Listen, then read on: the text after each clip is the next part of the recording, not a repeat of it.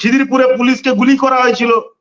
তো পুলিশ কোথায় মার খাচ্ছে না? পুলিশ তো এই সরকার 2011-তে আসার পর থেকে মুখ্যমন্ত্রী যেটা শুরু করেছিলেন, কালীঘাট থানা থেকে দুষ্কৃতীকে ছাড়িয়ে আনার জন্য এই কেন অ্যারেস্ট করেছে এইসব করে কালীঘাট থানার ভেতরে ঢুকে গিয়ে পুলিশকে দায়িত্বপ্রাপ্ত পুলিশকে থানার ভেতরে ঢুকে গিয়ে দুষ্কৃতী ছাড়িয়ে এনেছিলেন।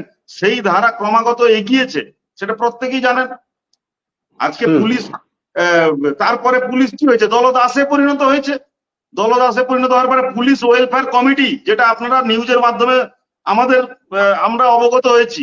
আজকে পুলিশের কথায় পুলিশ যাকে অ্যারেস্ট করেছে বা দোষী বলে যাকে পুলিশ বলেছে, সিবিআই কি বলে সেটা পরের ব্যাপার।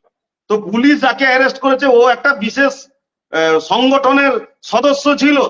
ওই সংগঠনটা পূর্ববর্তী সরকারের সময় পুলিশের এরকম অ্যাক্টিভ সংগঠন কখনো থাকতো না। পুলিশ ওয়েলফেয়ার কমিটি বলে একটা সংগঠনের সদস্য ছিল এবং ওই সংগঠনটা চালায় তৃণমূলের লোকেরা, তৃণমূলপন্থী পুলিশরা। আমি এই ইস্যুকে নিয়ে আসছি, আমার সাথে আছে রনিত মুখার্জি, রাজনৈতিক বিশ্লেষক।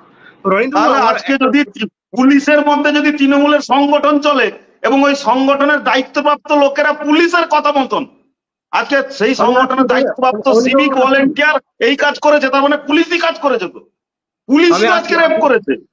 আমি এই ইস্যুকে নিয়ে আসছি, আমার সাথে রনিত মুখার্জি। রনিত বাবু,